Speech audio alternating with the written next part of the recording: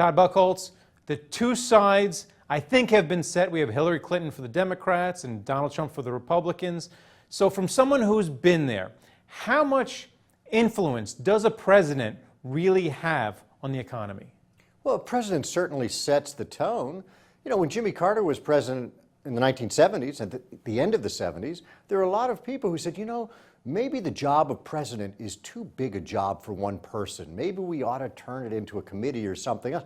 Then Ronald Reagan comes in, sets a tone, says, hey, the U.S. is open for entrepreneurship and capitalism and trade, and the economy took off. Now, we could argue about tax cuts versus trade agreements, but the fact is the president is a symbol for whether the country is interested in strong economic growth or not. And if you were to whisper into the ear of whichever person comes into the White House, what's the first thing you would tell them?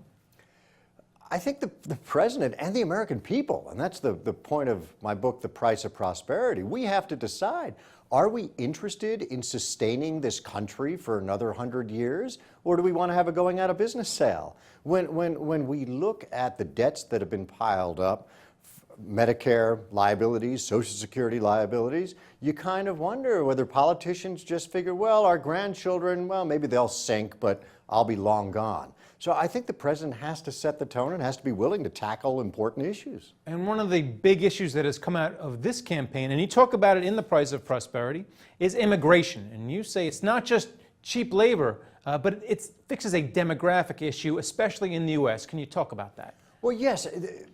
Prosperous nations in the past have failed. You can look for an Ottoman. You won't find one in the streets of New York. You won't find a Habsburg. They died out. The Spartans died out. Why? Because when countries become prosperous, people have fewer kids because they figure we don't need the kids to work in the fields or crawl on their bellies down the mines.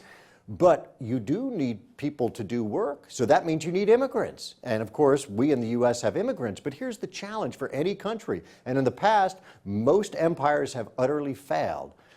Can you accept waves of immigrants and have them embrace the culture that they're coming to?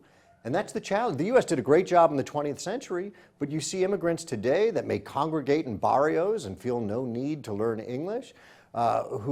The studies showed that Ecuadorians and Dominicans in New York City, about 1/3 of them, after they die, are buried back in their homeland. So we need to create a country that people want to come to, and they want to feel as if they're part of this country, not simply coming in order to take jobs. Well, and a lot of them do projects like building the roads and infrastructure projects. It's another thing we've been hearing a lot on the campaign is how our infrastructure is falling apart.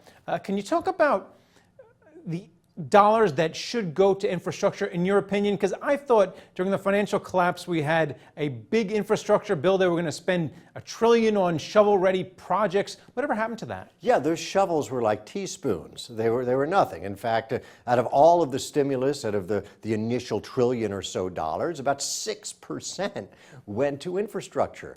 I don't think that infrastructure is a simple solution. In fact, if you think about how we do business these days, it's more electronic infrastructure that matters. It's the speed of connections and wireless that's more important to people than some potholes. I'll tell you, there's a very interesting article written a couple days ago by Larry Summers, who's one of the foremost backers of the idea of more infrastructure spending. And Larry wrote a piece about the Anderson Bridge in Cambridge, Massachusetts, and how it's taken 4 years and it's not even done yet in terms of reconstructing it. So it's very difficult to have infrastructure actually shovel-ready unless you already clear it with buildings authorities and fire commissions and all sorts of other commissions. So I don't actually think that infrastructure is the answer to America's economic growth, although it is, of course, necessary to repair broken down bridges. And since we're speaking about prices and the price of prosperity, we are hearing that a lot of folks want minimum wage to go up, so prices are going to be moving up. What's your view on a higher minimum wage and its effect on the economy? Well, I think different states have different cost structures. I think it's ludicrous, the idea of a national minimum wage.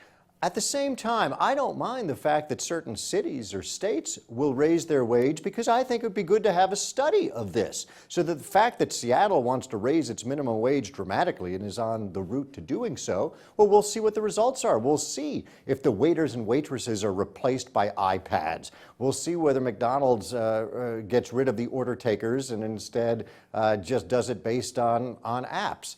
I have a feeling that a lot of people are going to lose their jobs if the minimum wage goes up too high, and they'll be replaced by robots and other technology. Hopefully, some other people will be employed creating those robots and those technologies. And then finally, we've been speaking about Democrats and Republicans. In your book, you talk about a patriotist.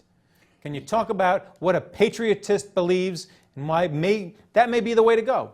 Well, yes. In the book, I present the Patriotist Manifesto. We all know what a patriot is, someone who loves their country.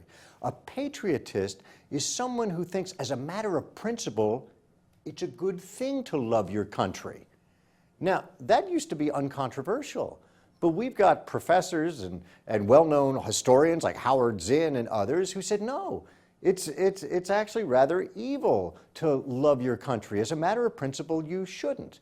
I think if you care, and I'm not arguing that everyone needs to, and I'm not saying everyone agrees with me, but if you do care about the United States of America not going the way of the Habsburgs of the Ottoman Empire, then you better pass on to children some knowledge of their history and some appreciation for the country, instead of merely picking holes in whatever mistakes we made, and God knows we've made lots of mistakes throughout our history.